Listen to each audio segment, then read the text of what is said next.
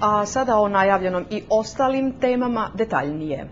Prva velika adresa na koju će stići Crna Gora je NATO, koji je i garant da će naša zemlja održati razvoj, pošto alijansa znači i sigurnost za strane investitore, kazuje predsjednik parlamenta Ranko Krivokapić. Bivši italijanski premijer Massimo D'Alema smatra da je važno da se podrže ambicije Crne Gore da postane punopravna članica Euroatlantske zajednice. Više detalja sa skupa NATO-a u Rimu, Aleksandar Mirković. Italijanski senat bio je danas domaćin parlamentarnoj skupštini NATO-a, na kojoj je obilježena 60. godišnjica osnivanja Sjevernoatlantske alijanse. Predsjednik Crnogorskog parlamenta Ranko Krivokapić bio je jedan od uvodničara skupa koji je okupio eminentne ličnosti evropske politike. Lech Valensa, Giulio Andreotti, Massimo D'Alema samo su neka od imena političara koji su obilježili epohu o kojoj je između ostalog bilo govora i danas u sali Italijanskog senata. Današnji skup u Rimu upravo je bio prilika za afirmisanje dostignuća Crne Gore i bržeg puta ka NATO-u, kazao je predsjednik parlamenta Ranko Krivokapić.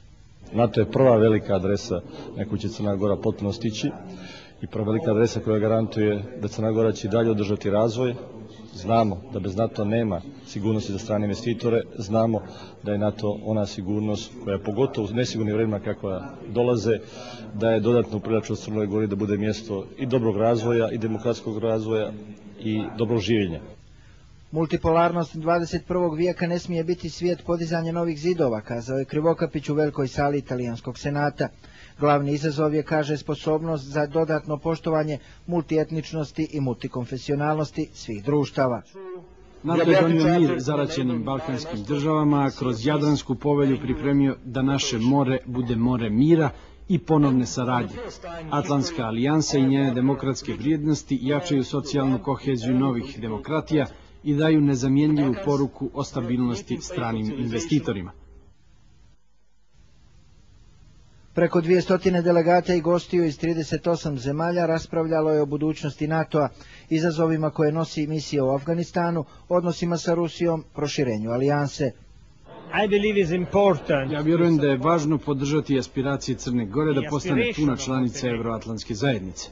Kao što znate, Italija je dobar partner, dobar prijatelj Crnoj Gori i vjerujem da je jaka, stabilna Crna Gora partner Evropske unije, ozbiljan garant sigurnosti na Mediteranu i jaka garancija za Italiju i našu stabilnost i sigurnost. Pozitivnu poruku Crnoj Gori uputio je i potpredsjednik parlamentarne skupštine NATO-a, Bruce George, koji je predsjedavao današnjim skupom. Ja zaista brojim dane kada će vaša zemlja formalno ući u sve evropske i euroatlantske institucije. Možete dati svoj mali doprinos jer ste mala zemlja, ali i veoma važan doprinos. Vi ste divna zemlja i ja bih želio da se taj proces ubrza. Na marginama zasjedanja predsjednik Skupštine Ranko Krivokapić sastao se sa ministrom inostranih poslova Italije Frankom Frattinijem. Razgovarano je o procesu euroatlantskih integracija te težnji Crne Gore za bržim napretkom. Predsjednik Crnogorskog parlamenta Ranko Krivokapić jutra će se ovdje u Rimu sastati sa predsjednikom predstavničkog doma Italijanskog parlamenta Gianfrancom Finijem. Iz Rima za Dnevnik, Aleksandar Mirković.